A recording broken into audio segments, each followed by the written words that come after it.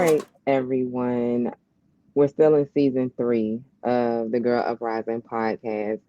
And even though the season started with me interviewing women who have businesses, in the back of my mind, I knew that I had to get my brother back online or back on the podcast.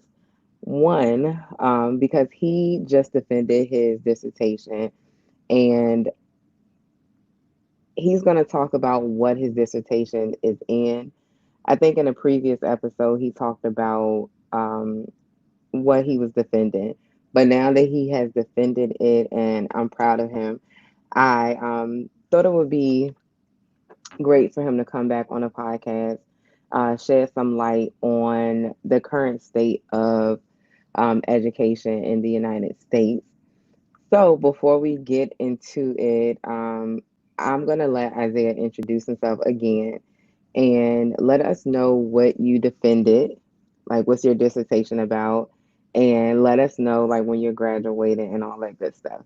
Please. I am not quite sure what this has to do with Girl Uprising, but thank you for giving me the platform. I am a big fan of Girl Uprising. Thank Um, you. and again, because I don't know what it's gonna, how I fit in, it doesn't matter because I'm a fan. Um, I defended my dissertation. What was that? 2 weeks ago? Okay, it was March 20th.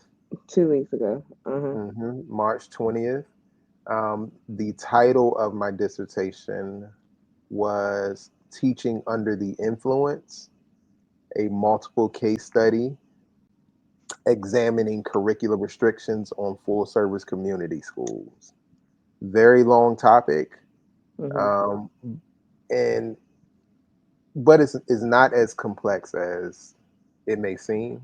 I consider myself to be an individual who studies education through the lens of like politics, sociology to a certain degree.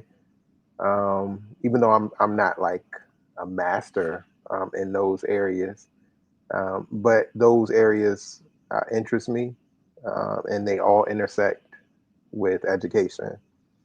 So my topic kind of involves those things. We all know about curricular restrictions and the things that are going on at the state level. How states are passing legislation that says you can't talk about these things in education. You can't talk about DEI. In other places, you can't talk about social emotional learning, all of that stuff because they put it under the same bucket. So my topic kind of explored teachers that are navigating those curricular restrictions within a specific set of schools called full service community schools. So these are schools that kind of educate and support the whole child. By that I mean they provide like integrated student supports and services, um, a lot of family engagement, collaborative leadership. These are all tenets of full service community schools. However, another tenet that was just added by community school researchers was rigorous community connected instruction, which means that the cultural wealth of the community or the culture of the community is integrated in the school curriculum. And if we go back to curriculum restrictions, they don't want for us to talk about race or class or culture in some instances. So, how do these full service community school teachers or educators navigate the waters of those curricular restrictions when it's a tenet of how their schooling model? So, that's what I kind of looked at. Aw. Well, why you had to talk about your dissertation is because you're my brother. And one of the pillars of Girl Uprising Incorporated is education. And so we talk about um, helping. well, why education is important, whether it is, a technical school or a traditional 4-year university. But just giving girls, my population, access to what is out there when it comes to education, or how you can continue to educate yourself in high school, outside of high school, things like that. So it is very on topic with the organization. I concur. You got Thank it. you. Okay, so you defended your dissertation. Kudos to you. I'm so happy, so proud of you. What happens next month in May? Well, I graduate. School is over. Um, Woo! so So I was not happy. I was not a typical PhD student, or I didn't do this in the typical fashion. Usually, when people defend their dissertation, they're done with everything. So they relax. They may like literally go to sleep for a week, all week, because dissertation takes a lot of time. Um, Mm-hmm. I had the idea to try to strengthen some methodological skills, specifically my quantitative methodological skills. So I took another stats class, like an extra one. So like I am still in class, you know. Um, so I while I did defend my dissertation, I'm still a student. Um, so it doesn't really seem like anything has changed. But I know it will once classes are over, which is the end Mm-hmm. of this month. Mm. You need a break. It's like it's time for you to say, whew, let me, smell the flowers. Like you need a break. I think one of the things about me, and I don't often try to point out like the great things about me, but I think one of the good things about me is like I am good with delayed gratification. We know. So look, that's all the dissertation is about. Like it's just We know. working on something, and then at the end. But you know where that came from? What? Being in college, and I was really, really hungry, and I would be like, you know what? I'm gonna save that one meal I got for the day until all these classes are over with, so I can really enjoy it. That's Like traumatic. it is, but I think it builds character. It builds character, like delayed gratification. So That's crazy. Yeah. I used to go in Shivers Hall. That was our cab name, and I used to get that hamburger and them fries. That was the best meal I had tasted in 12 years. Um, You know what I'm saying? Delayed gratification. and I think I think it's okay. I think delayed gratification is fine in some circumstances, but it Yeah. is definitely okay for you to say, "I've done this. I can appreciate that. I can reward myself. It's okay for me to do things for myself because Mhm.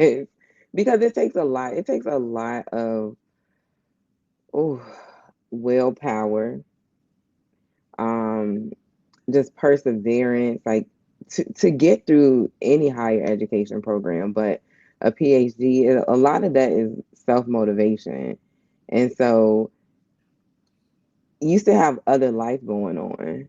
And so I think you owe a huge kudos to yourself to say, you know what, I deserve I don't know, a new drum set. I deserve a vacation. Yeah, he Mhm. plays drums. Um, so yeah, I think it's okay to kind of switch it up. Everything doesn't have to be so. Oh, I'm. No, it's okay. Thank you, Ayana. Changed my life. I'm serious. I'm serious. I understand. I understand. Thank you. I would Okay, do just that. you won't, but okay. All right. So last podcast we talked about why you went into education, or where that passion came from. Can Hmm. you give us an overview of why you chose to go into the education field? Yeah. Sure. Um, as early as I can remember, education was fun to me. Hmm. I may have talked about this, but the first thing, we all know how it feels to get like Amazon packages, right? And how exciting it is to wait for that. The first experience that I had like that was when my Hmm. mom ordered Hooked on Phonics for me and you. Okay. Um, We was and I think we knew it was for us. I didn't know what it was. I was just like somebody dropping something off in a big box, and it's for me. mm, And I think that excitement kind of spread, and I mean, and it kind of fueled learning from me. So I enjoyed reading, and learning to mm-hmm. read. Um, I think skipping middle school, but skipping to high school, I had some very impactful educators in my life. Yeah. Um, they were extremely good, so Mm-hmm. good that I continue to hold on to them to this day. Those are people that would be at my graduation ceremony. They were there at the dissertation proposal as well. They Um, were. these are individuals that kind of like, first of all, they went to Morehouse. Okay. Some of them went to Morehouse, um, and as a result of their influence, I went to Morehouse because I thought it would be cool to have that connection with them, and if this place could do this for them, Mm-hmm. um, I knew it could do the same for me. Like they drove me to Morehouse, things like that. There I Literally. got involved in Mm-hmm. education there.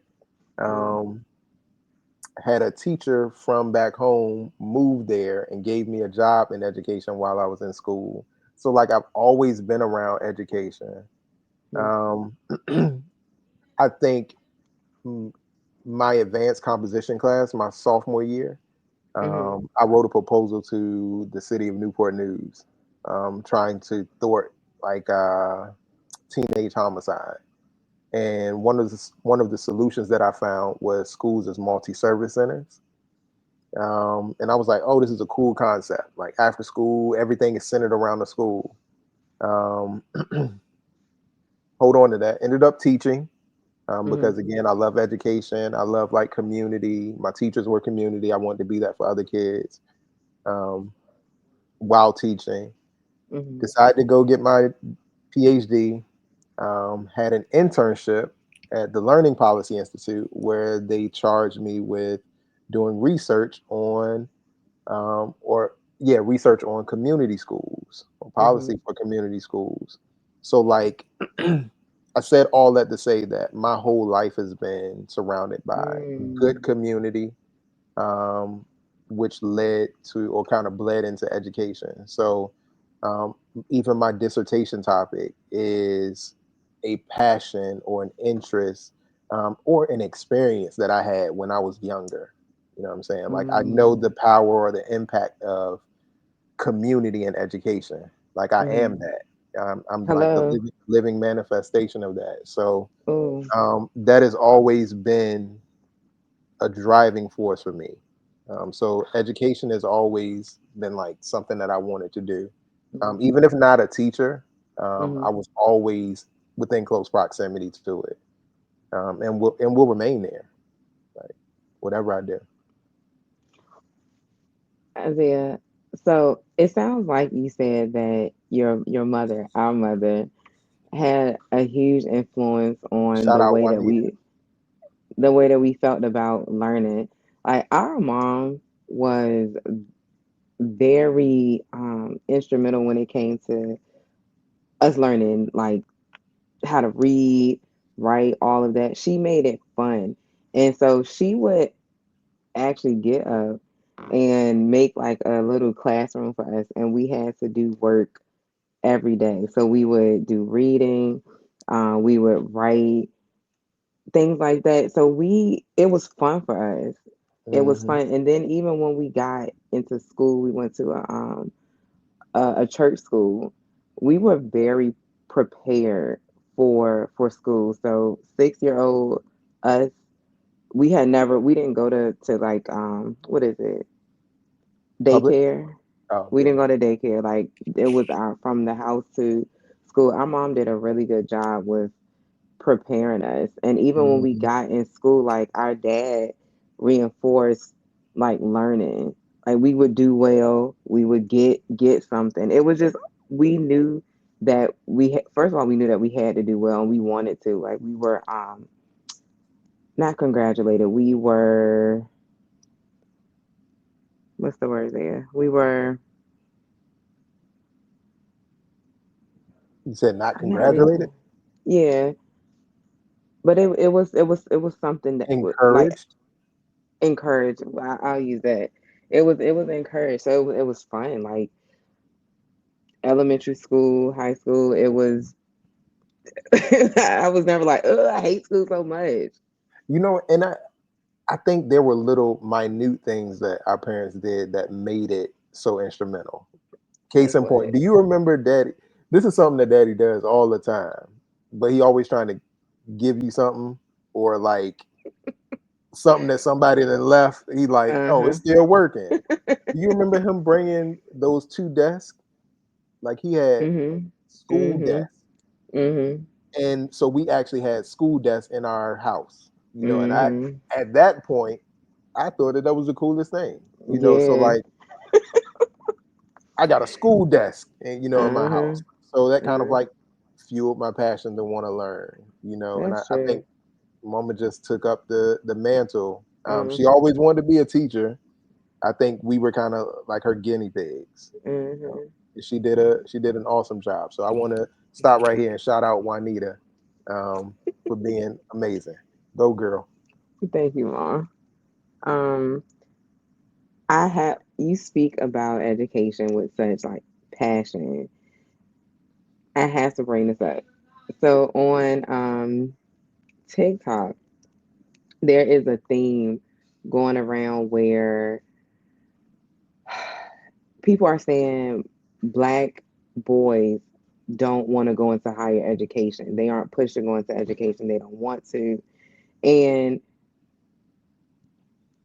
I can't relate because I'm like the way that we grew up, it was like both of us. Like matter of fact, all of our siblings, it was like no, school is school is important. I'm gonna make it fun. It's a requirement. So what do you have to say about that? Because I guess like the enrollment rate, like college, higher ed, enrollment rate has significantly decreased.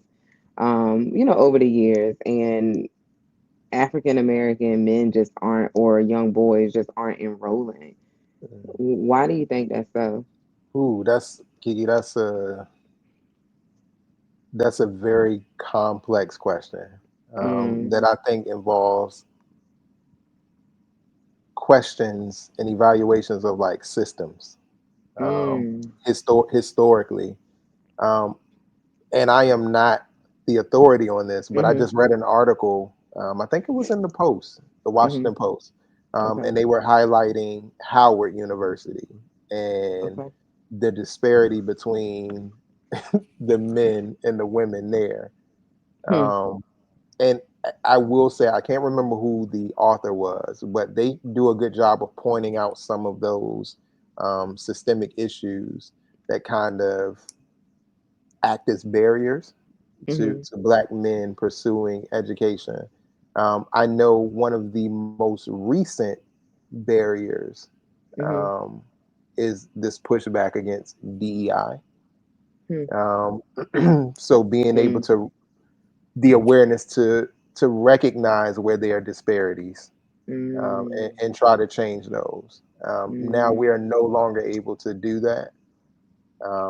So I think disparities may continue to rise, unfortunately, Mm-hmm, between black male enrollment and black female enrollment in higher education. But yeah, I think whew, those issues could go back mm, further than I have enough knowledge for. But I think that what I just said is probably one of the mm. most recent Yeah, things that I could say impacts enrollment for yeah. Black men. There are a lot of think pieces on social media. Everyone feels like they have the authority to speak on the topic. Mhm. And we know how it is with social media. Somebody, they feel like their experience is the only experience. And it's just like, you can't say all. You can't, Mhm. like, that's not how that works. But there was a lady, one of her videos, she said that black boys aren't encouraged to do well in school. And I'm like, like where are you getting this from? And I will say that in my experience as an educator, Mhm. in my experience as a student, in my experience as Mhm. an educator, and as a researcher, I've Mm. come across similar stories of black boys not being encouraged or having fun in school. But I think that stems back to what we consider the purpose of education is in the first place.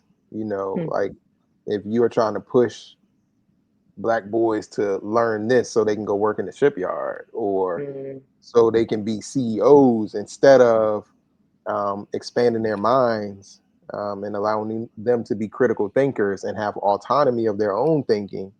Um, yeah, it's not going to be fun for anyone, black boys or black girls. You know what I'm saying? Okay. Um, Okay. but I'm not one to try to denigrate Mm. or invalidate someone's experience. I believe that those things happen. Mhm. Um, Fortunately, that wasn't the case for me. But Mhm.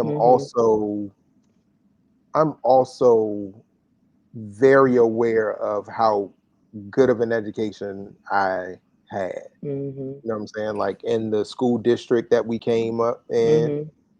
in the educators that we were able to be around, like delving a little further into like how education is run on a Mhm. state and local level, what specifically on a local level, Mhm. um, and some of the issues that plague education in similar metro areas or even larger metro areas, wherever. Mhm. I'm like, we didn't have to go through that. Like certain things, Mhm. we ran our district, and I'm not saying it's perfect, Yeah. but it was ran differently. And Mhm. in retrospect, I'm able to look back on it, and I'm like, oh, that's why they did this. You know, um, that's why we had magnet schools at every school around the city, not just one, right? So this wasn't Mhm. considered the great school that everybody wanted to get into, and then Mhm. everybody else was relegated to this one Mhm. school. We wanted to kind of like mix and mingle our kids from around the city. So they had So choices to go to all of these different schools. so is that not, and everybody, we grew up in Southeast Virginia, and With a we went to 757. we went to public school, but our public schools in the city that we grew up in were really good public schools. But I didn't realize that, I guess, all states don't operate like that. Like, I Mhm. had a choice of what high school I wanted to go to. I was bused, what, 35, 40 minutes to the other side of the city to attend another high school. Um, and my mom, my mom, I got no pushback. Like, that's what I wanted to do. And my mom was just like, okay, you know. So it's not like that in other Mm-mm. states. It's not like that in other districts. Like, Hmm. so, you can go to a district over or a city over, and it might not be like that. We were Mm, fortunate. Let me clear this up though. Like, so historically, magnet schools were a way to kind of bring diversity to schools, okay. so that schools weren't all one population, all low SES or all black. This is the black school. This is the Mhm. Latinate school or Mhm. whatever. So I think that was the purpose of magnets, Mhm. um, and some choice. I heard you mention that word, and we did have Mm. some choice. We didn't have Mm. unfettered choice though, Okay. which is the issue, Unfettered. um, Okay. or not the issue, but I think the good thing, and that's what kind of like separated us from other places. We didn't have unfettered choice, so we had choice to a certain degree. Like that's why all of our schools were magnet schools. So Mhm. we could choose between our schools. You know what I'm saying? We didn't Mhm. have to go to another district to find what we wanted, or some of us did, but we didn't necessarily have to go to private schools. We had Mhm. choice between our schools. Mhm. I remember applying in middle school, and I had to rank my choices. So like I may not have got my first, I may have got my second, but I had Mhm. some type of choice, right? you Mhm. know and I'm not quite sure on the other end like how they chose, but I don't know if it was lottery or anything like that. I don't think it was lottery. um Uh, it may have gone off of fit, like how many slots were available or something like. Mhm. I don't know. Yeah. Um, but that's one of the things that made the school district pretty good. But you could go other places, and they'll create a magnet school in one or two schools. You Mm. know, and because it has that designation, people are drawn to it, and they think that's the good school. Mm. So everybody's competing to get into this one or two schools. You know what I'm saying? Mm. That wasn't the case for us, which was I think was beneficial. Yeah. Now that I think about it, I'm like, who did I think I was? Like, I'm not gonna go to like the school that was in our zone. I'm gonna go to another school, and you had to apply, so I know that I applied for it. Hmm. Like, who did I think I was to do all of that at what 14? Was that Yeah, 14? but probably younger than that, right? No, eighth grade. I was like 14. Uh, but Yeah. I know at least for me, we went to the same middle school. I was Mhm. encouraged to apply. So our guidance counselors came around and talked to Mhm. us about the different programs. I remember them passing out the actual application. This was before you could do everything online. So like we had True. we had paper applications, Yeah. and I had to check Whew. something and then like bring it back to school and put it in a folder, what I'm saying, and Mhm. guidance or give it to my teacher. The good So times. yeah, Mm. yeah. So I mean, we also they also provided the information. It was accessible, Mm. you Okay, know. that's probably why. Cause I don't know where I don't know where I got that thought from. You know Yeah. what? It wasn't as high stakes as some schooling seems to be now too, where it's Mm. like you gotta. I mean, I think it's always been this pressure of like, hey, you got to go to school so you can do something with yourself. But Mhm. like, I feel like the pressure is a little more weighty now. Like, I don't recall having that pressure when I was in middle school. It was fun. It's like, oh, we got to go to high school. I get to choose which high school I want to go to. You know, It's- that was Maybe. my experience.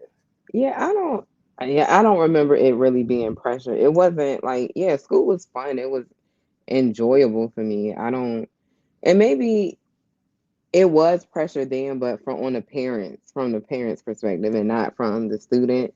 Hmm. Cause I was just like, ugh, I can't wait to just be in school with the cute boys and like and dressing. That's what I was thinking about. But Hmm. so okay, because you mentioned that the situation that we grew up in, as far as all of the high schools being a magnet school in our city, that means that I guess the city or the district, the state had a lot of say so, maybe in how the school system runs. Hmm. So with Trump like wanting to like dismantle the Department of Education, is that a good thing?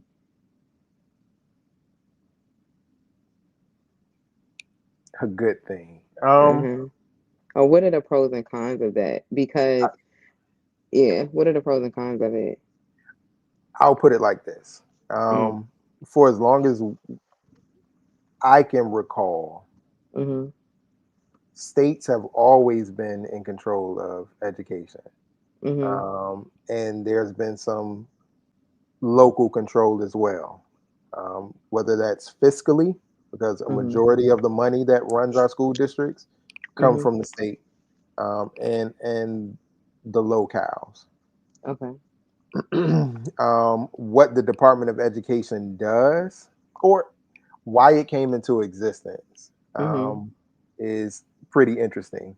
The Department of Education came into existence because states were, very simply, states were left to do what they wanted to do, Mhm. and they weren't taking care of everyone like they were supposed to. Mm. So if we're talking about Mhm. like integration, things like Mm. that, some states were like, "Oh yeah, y'all want us to integrate? Yeah, okay." And it And and it, not. it and it wasn't being done Mm. the way it should have been done. So you Mm. had populations of students not receiving an adequate education. The Department of Mm. Education came about because they were like, "Hey, well, somebody needs to monitor this."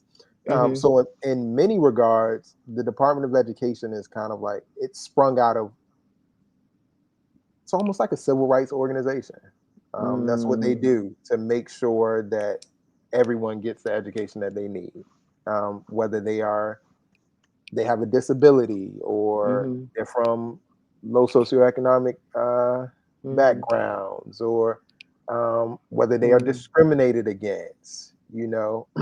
Also another thing that they do, which is very, very, of course, they provide some funding, right?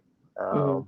And because education is not being funded the way that we would hope in a lot of states. Um, Mhm. any amount of money is good money, um, Mhm. or any additional amount is good. Mhm. So yes, they don't provide the bulk of funding that runs our state and local education agencies, but they do Mhm. provide some. I think what's important to me now, outside of them making sure that everyone does what they're supposed to do. The Department of Education also collects national data. So the things that some of the people are railing against, some of the people who want to tear down or dismantle the Department of Education, the thing that they're using to rail against the Department of Education is NAEP data, right? So Mhm. how well are eighth graders and fourth graders doing on these reading and math tests? The Department Mhm. of Education administers that. Mhm. Um, so if we don't have the Department of Education doing that, then how do we see where we are nationally? They also take data of literally anything you can think of, Mhm. where the low socioeconomic area or impoverished areas, where are these kids? How Mhm. are these kids doing compared to these kids? Why? You know what I'm saying? Like they provide all of that data. And if we don't have that data, it ain't like Virginia is going to start collecting it nationally, Mhm. or Yeah. Texas is going to start collecting it Yeah. nationally. So then we are left to operate in silos. That we are Mhm. states, and Mhm. best practices may not be disseminated to different states. So Mhm. as you go to different states, you have kids who are here, and then kids who are Mhm. high and Mhm. low, things like that. So that is happening right now, but I think the Department of Education is in place to try to mitigate some of that. Mhm. I can only imagine, um, in my logical brain, that if we take away one of the things that are there to kind of stop breaks on that, Mhm. that it'll only get worse. So I, to me, losing the Department of Education is, Mhm. it is horrendous. It can be Mm. detrimental, and yeah, I'm sorry. So you got like the funding that these special Mhm. populations need, whether that's Mhm. our low income kids, Yeah. uh, ELL or English language learners, Mhm. disability. A lot of that Mhm. stuff comes from the Department of Education. Um, Mhm. we don't know what will happen to the funding. So we hear that our current administration is saying, well, we'll still have the funding. We'll just turn it to block grants, right? Which means the money is easier to spend. So what they'll do is like, we'll just give the money to states Mhm. in lump sums essentially. However, we are not assured that that money will be spent the way For what it's is needed. right. Yeah. So if Yeah. it's And who's Title One, monitoring it? And right. who's monitoring it? So if it's Title One, Mm-hmm. that money is supposed to be spent with low income kids. But if we turn into block grants, we're not quite sure that that's how to be spent. Mm-hmm. You know what I'm saying? On oh man, there are like so many I don't like effects that. of that. Yeah, I don't like that because from what you're saying, the Department of Education, amongst other things, one of the things or one of the roles that they're in charge of is to make sure they kind of even the playing field for everybody. For the students, because I know people mean well, but like you said, if if certain people don't have to be accountable to others, they're gonna do whatever they want to do. And as a result, you're going to have certain populations who suffer from that. Hmm. Who suffer from that. I remember when I was in school, when I was in grad school, I went to the library one day, and I guess like where it was set up, it was like a bunch of like meeting students just in the library, and there was this lady in there on a meeting because I guess her child was in special education, and she was very loud. So I couldn't help but listen to her. But I was so impressed with how much she seemed to know about what her child needed as a parent. And I was like, dang, like this lady is really knowledgeable and advocating for her child. And I immediately thought, but what about people who don't know that they have these options? Hmm. You just kind of just accept whatever your school or your district has or whatever somebody else says that they need. Like, what about those people? Yep. Because everybody is not like aware of their rights. They're not. Opportunity gaps are real, Mhm. right? Like Mhm. so, it's not enough. Like we often talk about, and this changes the conversation a little bit, but we all often talk about like parent engagement, you Mhm. know. And I remember being a teacher, and it's like, oh, well, you know what? I put something on the class website that said that parents could be involved in this, Mhm. and it's like that's parent engagement. Mhm. And I mean, you did try, right? But Mhm. not everyone has access to that. Mhm. Not Mhm. everyone has internet. Some people don't know how to work that. Mhm. So like making sure that whatever information is out there is Mhm. accessible, is truly, that's important. And again, if we tear down the Mhm. thing that you know kind of promotes that ideology, Mhm. then yeah, I'm not quite sure it'll be done. A Mhm. couple more things. I'm sorry, Kiki. So Mm-mm. we talked Keep about going. like black boys, right? So Mhm. the Department of Education is also they're probably more involved in higher education than they are K-12, right? Why do you say So that? Why do you so say that? they are the ones who kind of like control loans, right? If we're talking about Oof. black boys, um, I could talk about myself. I needed some help, right? Certain Hello. type of certain type of loans and like grants, like the Pell Grant, right? Mhm. Mhm. So we don't know what'll happen, but if the Department of Education is dismantled, then who's going to give the money that students need to go to school, right?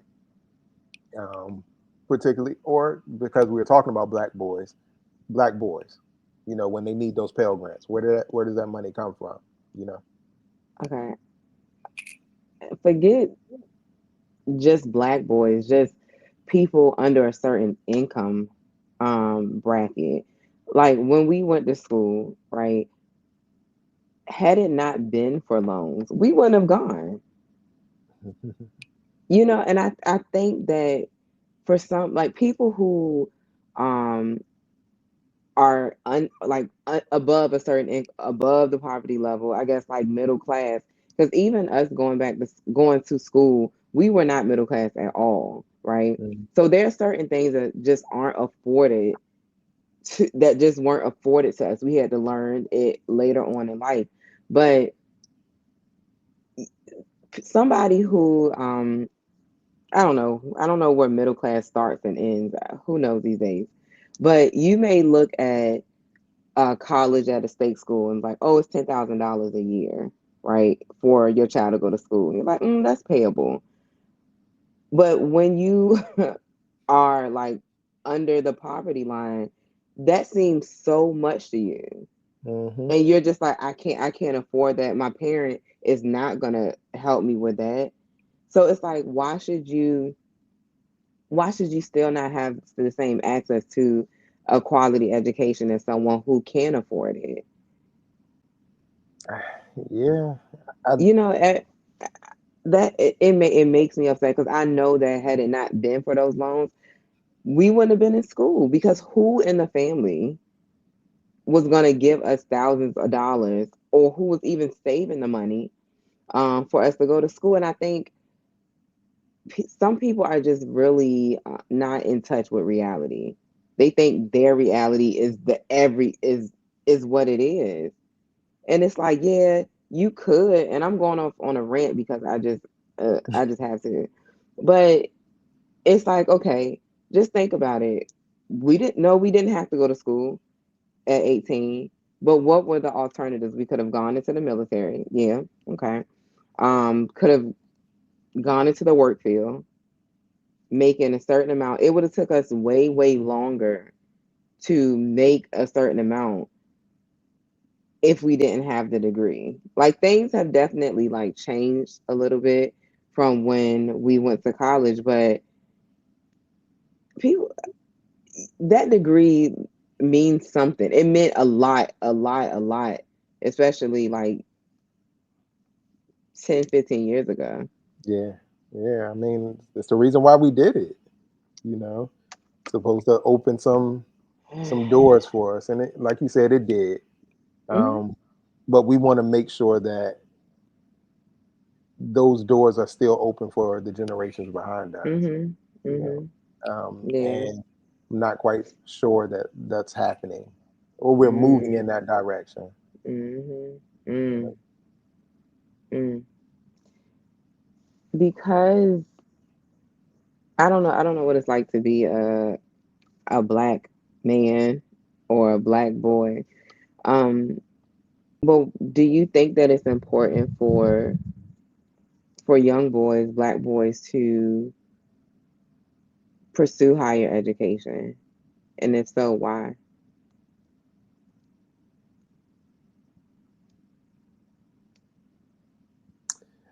I I think this will go back to something I said before, and I'm not copping out. And Mhm. I'm going to generalize it a little bit. I think it's important for our black girls too. Mhm. Um, I don't necessarily think it's important that you pursue higher education. Mm. More so, I think it's more so important that you have the critical thinking skills to navigate, that you Mhm. have the skills to collaborate, Uh-huh. that you have the autonomy to be creative, Mhm. and then you choose your path from there. Hmm. Because I am not of the mindset that everybody is fit for Mhm. college. You know what I'm Yeah, saying? for Like sure. I am not fit to be a window cleaner on skyscrapers. Mhm. That's that's not for me. You know, Mm. so I wouldn't expect anybody to be able to just walk in my shoes and do that. You Mhm. know, but I do think that they need the skills and the information and the experiences Mhm. to choose what works best for them. Like we Mhm. have a lot of people who haven't gone to school, but they are great Mhm. actors or Mhm. actresses, and Mhm. they pursue that, and that's what works. Mhm. Um, or they're good with working with their hands. Mhm. If them going into aviation right out of high school is what works for them, so be it. You know, Mhm. uh, but again, I think it's more so about skills, and I think that's the purpose of education. Is not to push Mm. people into Mhm. defined roles that you've Mhm. already predetermined for them. You know, Mhm. um, I do believe that education should lead to options, but Mhm. like I think it gets a little murky when it's like, you know what, the workforce in this area could use these people. Why don't we start to train our high school kids to do this thing? Mm. You know, Okay. like I'm not a big fan of that. Mm. I'm a big fan of options. I'm a big fan of Mm. letting our kids choose. You know, should they so choose to, um, be employed in whatever arena it is in that area, then that's their choice. But I Mm. don't like us pushing them towards Mhm. that, if that makes sense. So yeah, I'm trying to give kids skills, and thinking ability more so Yeah. than go to college. Yeah. I would agree. I think you said it um very eloquently because we've gone to school, so we've lived a little bit of life, so we see, you know, what school or what like degrees can get you in different fields. And then you because time has passed, things have changed. So, now there are different avenues to receive like an education. But I think that the skills that you get is what is the most important for sure. Hmm. Um, any last words that you want to, just give people when it comes to education, pursuing higher education, parents looking for schools for their kids? Any last words for the people? Yeah, I think we are in a time where education is of the utmost importance. Like, so it's Mm, always been important, but I think that it is being emphasized not just in homes, mm, um, but in media, mm, state legislatures, mm, and nationally. You know, people mm, are winning elections off of education. Um, mm, here in Virginia, our governor won off of education, and because he did, mm, other governors tried to copy his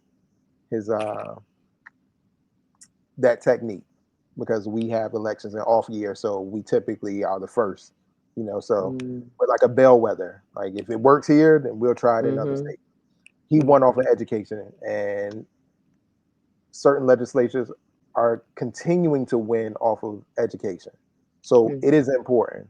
Um, it is so important that I think that we all should be aware of what's going on in education, not mm, just for our kids. You know what I'm saying? mhm. Like, oh yeah, my kid got an A. Awesome. Absolutely awesome. You know what I'm saying? But I believe that you should be aware of like how your district is being run, Mm, how the money, where that money is being allocated, who sits on mm, your state board of education, like those mm, things.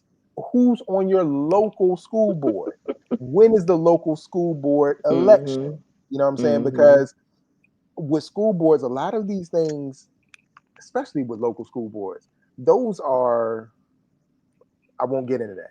I think we should be aware of all of those things and uh-huh, actively participate uh-huh. and advocate for Mm, what we want. I think it's that's just good as there. important as a presidential election. That's We got to do good. this for education. Yeah. And you have to be at you have to be aware and be educated enough to even look for these things. You can't just sit blindly. You But cannot sit blindly. and that's what I'm saying. But I'm saying I think things have changed. Like these things are in the news every day, and I don't think Mhm. it's just because I study education. I just think that this is a hot button topic right now. So Mhm. when you pick up your Washington Post or when you pick Mhm. up TikTok, you know what I'm Mhm. saying? You were just saying that's what you saw on TikTok. Mhm. Mhm. That's what they're talking about. They could be Mhm. talking about a billion other things, but there's Mhm. a lot of stuff on education, which kind of like signals that we need. I'm not saying we got to join in the TikTok trends, but we need to be cognizant or aware of like what's going Mhm. on. and actively participate for our communities. Mm, Being aware is more than knowing who my kid's teacher is, what grades they mm-hmm. have, and if they're staying Mm. after school. Like we gotta expand that. Oh, that's good, Zaya. I think I'm gonna become more involved, even though I don't have kids yet. I think just I need to be aware of Your tax money pays for those kids that ain't for yours. sure. I So know, yeah. doesn't it? But yeah, I mean, and I'm using myself as an example. It's like I definitely can, can be more aware of who's in office, what this person stands for, what issues are on the table for sure. Because our money is going towards it. And see, we love to say, I don't want to pay taxes. I don't. Well, let's talk about where that money is going, and then we might change our minds a little bit. So Yeah. I'm definitely gonna do that. Keila, thank you for having me on as Of your course. your resident education consultant. Facts, facts. Tell the people how they can get in contact with you if they have questions about, I don't know, anything education related. How can they contact you? I think this is a good segue for your education corner. So if anybody has questions about education, you're sending that to Girls Uprising, and then I'll do my best to answer or find somebody that can answer the question or do my research. Right, I am a researcher, so that puts me to work. So that's how they can reach me through Girl Okay. Uprising. I am here for the girls. I want y'all to be rising up in here. Boo. But no, okay, y'all. Girl uprising on TikTok, Instagram, and Facebook, and Girl Uprising 2020 at gmail.com if you do want to send an email. If you do Girl, have questions that are more on the education side, then I will forward them over to Isaiah Moore, and like he said, he'll do some research and try to assist you. indeed.